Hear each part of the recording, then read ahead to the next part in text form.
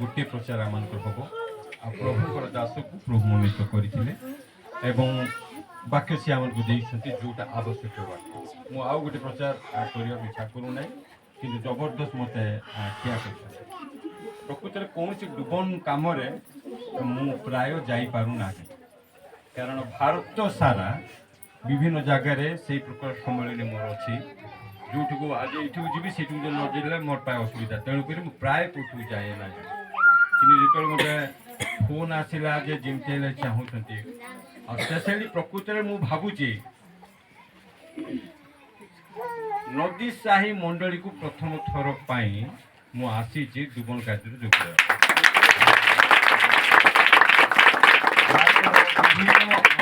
ପ୍ରଦେଶରେ ପ୍ରଭୁ ମୋତେ ସେବା କାର୍ଯ୍ୟ ଦେଇଛନ୍ତି ଡୁବନ ମଧ୍ୟ ହେଉଛି ଆମମାନଙ୍କର ଆଜ୍ଞାମାନେ ଅଛନ୍ତି କୋଡ଼ିନେଟର ଆଜ୍ଞାମାନେ ପାଷ୍ଟର ଆଜ୍ଞାମାନେ ସବୁ ସେଇଠି କରିପାରୁଛନ୍ତି। ମୁଁ ଯାଇନାହିଁ ମଧ୍ୟ ଡୁବନ କାର୍ଯ୍ୟକୁ ଆସିକି ମଧ୍ୟ ସେଇଟା ବି କାରଣ ମୁଁ ସେଇଠି ଯାଇକି କାହିଁକି ମୁଁ ପହଞ୍ଚି ନାହିଁ କିନ୍ତୁ ପ୍ରକୃତରେ ଏଇଟା ଗୋଟେ ବଡ଼ ବିଷୟ ତ ବାଇବଲରୁ କିଛି କହିବା ପାଇଁ ନାହିଁ କିନ୍ତୁ ଗୋଟେ ପରାମର୍ଶ ଦେବା ପାଇଁ ମଧ୍ୟ ମୋତେ କହିଲେ ମୁଁ କ'ଣ ପରାମର୍ଶ ଦେବି ମୁଁ ତ କିଛି ଜାଣିନାହିଁ ମୁଁ ତ ପ୍ରଭୁଙ୍କର କଥା କହିବା ପାଇଁ ମଧ୍ୟ ମୁଁ ପ୍ରସ୍ତୁତ ହେଇକି ଆସିନାହିଁ କିନ୍ତୁ କେତେଟା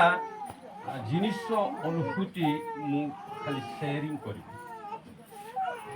ମୁଁ ଛୋଟ ସମୟରେ ପରିତ୍ରାଣ ବା ପରିବର୍ତ୍ତନ ବା ପୁନର୍ଜନ୍ମର ଅନୁଭୂତି ବୟସ ମୋର ବଡ଼ ନଥିଲା ପ୍ରକୃତରେ ବିବିଲିକାଲ ଭାବରେ ହିଁ ପରିତ୍ରାଣର ଅନୁଭୂତି ମୁଁ ପାଇଛି ତାପରେ ଆଶ୍ଚର୍ଯ୍ୟ ହେବେ ସେ ଛୋଟ ସମୟରେ ହିଁ ମୁଁ ପ୍ରଭୁଙ୍କ କାର୍ଯ୍ୟକୁ ପଳେଇଛି ଡୁବନ ହେଇନଥିଲା ମୁଁ ସେଇଟା ଆପଣମାନଙ୍କୁ ବୁଝେଇବା ପାଇଁ ଚେଷ୍ଟା କରୁଛି। ମୁଁ କାର୍ଯ୍ୟ କରିଛି ପ୍ରଭୁଙ୍କ କାର୍ଯ୍ୟ କରିବା ସମୟରେ ଅନେକ ସେଇ ସମୟରେ ମଧ୍ୟ ମୁଁ ମାଡ଼ ଖାଇଛି ଅସୁବିଧା ରହିଛି ତାପରେ ଆସିଛି କେତେ ବର୍ଷ ପରେ ମୁଁ ପବିତ୍ର ଆତ୍ମାଙ୍କର ବାପ୍ତିସ୍ମ ପରିତ୍ରାଣ ଅନୁଭୂତି ସୁସମାଚାର କାର୍ଯ୍ୟର ଅନୁଭୂତି ଏବଂ ମାନେ ପବିତ୍ର ଆତ୍ମା ପାଇବାର ଅନୁଭୂତି ମୋର ଏଇଟା 3 ପ୍ରକାର ହେଇଛି ଯୋଉଟାକି ଆପଣମାନଙ୍କୁ ଆଶ୍ଚର୍ଯ୍ୟ ଲାଗୁଛି ଆଉ ସେଇଟା ବର୍ଷ ବର୍ଷ ଗେପ୍ରେ 5 ବର୍ଷ 6 ବର୍ଷ 7 ବର୍ଷ ଗେପ୍ରେ ଏଇଟା ହେଇଛି। ମୁଁ ଏଇଟା କାହିଁକି କହୁଛି ଡୁବନ ନେବା ପରର କଥାକୁ ମୁଁ ଚିନ୍ତା କରୁଛି। ଏବେ ଦେଖନ୍ତୁ ଆଜ୍ଞା ଗୋଟେ କଥା କହିଲେ ନୋହଙ୍କର ଡୁବନଟା ଗୋଟେ ପ୍ରତୀକ ଥିଲା ନାଇଁ ଆପଣମାନେ ଆଉ ଗୋଟେ କଥା ମନେ ଅଛି କି ସବୁଠୁ ଗୋଟେ ମାସ୍ ଡୁବନ ହେଇଥିଲା ବାଇବଲରେ ମାସ୍ ଡୁବନ ମାନେ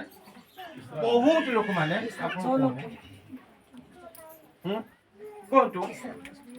କୋଉଠି ହେଇଥିଲେ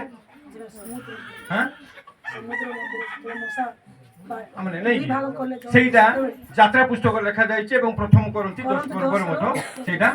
ଲେଖାଯାଇଛି। ସେଇଟା କେତେ ଜଣ ହେଇଥିଲେ 6,350 ଭଲ କରି କୁହ ଅନ୍ତତଃ ଗୋଟେ ମାନେ ହିସାବ କିତାବ ମାର୍କ ଆସୁନି